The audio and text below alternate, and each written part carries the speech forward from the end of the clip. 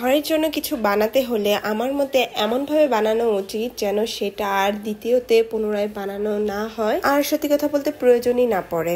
তাই আমিও তেমন আমার ঘরের জন্য আমার নিজের পছন্দের ডিজাইন অনুযায়ী আলমারি বানাতে দিছিলাম, আর এইতে আমার চলে গেছিল প্রায় অনেকগুলো টাকা। সত্যি কথা বলতে যেমন গুড় তেমন মিষ্টি, আপনি যেমন জিনিস বানাতে দিবেন আপনার কিন্তু খরচটাও তেমন পড়বে।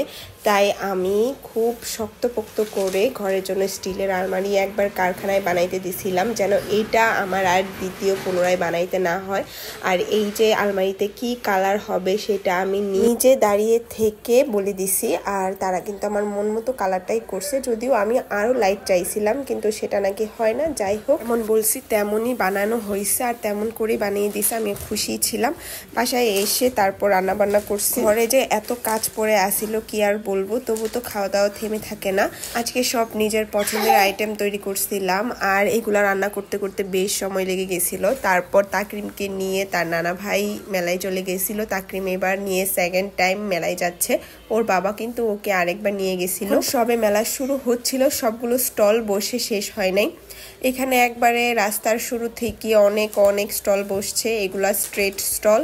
যাই হোক, এখান থেকেও মানুষ অনেক কিছু কেনাকাটা করছে। এই যে দেখেন কি পরিমাণ ভিড় ছিল। আমরা কিন্তু রাত 8:30 বা 9টার সময় গেছিলাম, তখনও কিন্তু অনেক মানুষ ছিল মেলায়। আর মেলার সামনে ভাইবটাই আসলে অন্যরকম না। এই যে এই বেলুনগুলো আমার দেখতে কি যে ভালো লাগে। এগুলা একটু নতুন স্টাইলের বের হয়েছে, গত বছর আর একটু আরেক রকম বের হয়েছিল।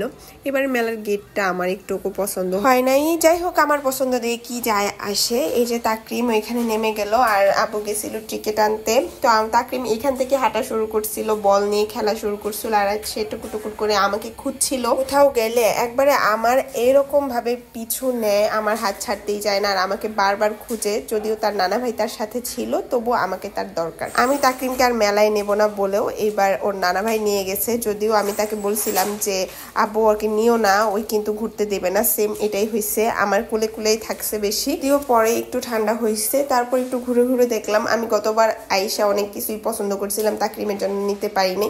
এবারও সেমই হয়েছে, তবু টুকটাক এবার কিছু কেনাকাটা করছি। হেয়ার ব্যান্ড নিছি। আমার না মেলার ঝর্ণাটা কি যে ভালো লাগে, এটা শুধু মেলাতেই পাওয়া যায় ময়মনসিংহে। বছরে একবার এই মেলার সামনেই ছবি তোলা হয়। আমরা ফ্যামিলি গেছিলাম, অনেক ভালো লাগছে। আসলে মূলত মেলার মজা কিন্তু রাতের বেলাতেই। রাতের বেলায় মেলার সৌন্দর্যই অন্যরকম। এখানে ঝর্ণাটা কি যে ভালো লাগছিল, আর কি সাউন্ড দিয়ে যে গান সারা হয়েছিল, কোনো কিছুই শোনা যাচ্ছিল না।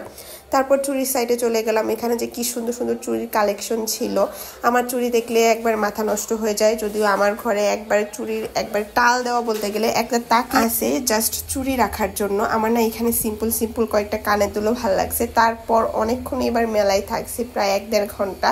বাসায় এসে একটু পিৎজা বানাই দিছি তাকরিমকে। তাকরিম পিৎজা খেতে অনেক ভালোবাসে আর আমার হাতের এই স্টাইলের পিৎজাটা বাসায় সবাই অনেক পছন্দ করে। সবজি দিয়ে সবাইকে খাওয়ানো যায়, কিভাবে সবজি খেয়ে ফেলে তারা নিজেরাও টের পায় না। তারাও কিন্তু এইভাবে ট্রাই করে সবজি খাওয়াতে পারেন, বিশেষ করে বাচ্চারা কিন্তু একদমই সবজি খেতে চায় না। আমি আমার বেবিকে এরকম ট্রিক্স করে সবজি খাওয়াই। সস টস সব বাসায় বানানো, একবার হেলদি হয়, নিশ্চিন্তে বাচ্চাকে খাওয়াতে পারেন। আমি এই পিৎজার রেসিপি প্রায় অনেকবার আমার পেজে শেয়ার করছি। আপনারা যারা বানাতে চান ঘরে বসে পিৎজা, তারা কিন্তু আমার রেসিপিটা দেওয়া আছে, ওইটা অনুসরণ করলে একবার সহজেই বাসায় খুব ইয়াম্মি একটা পিৎজা বানাতে পারবে। এটা যে কোনো রেস্টুরেন্টের তুলনায় অনেক অনেক বেশি মজা হয়। পিৎজার মধ্যে আমি কিন্তু সবজি ইউজ করি আর এটাতে একবার টেকনিক করে বাচ্চাদের সবজি খাওয়ানো যায়। আপনারা আপনাদের পছন্দ অনুযায়ী সবজি দিয়ে দিবেন। আর পিৎজাতে কিন্তু অরিগানো মাস্ট ইউজ করতে হয়।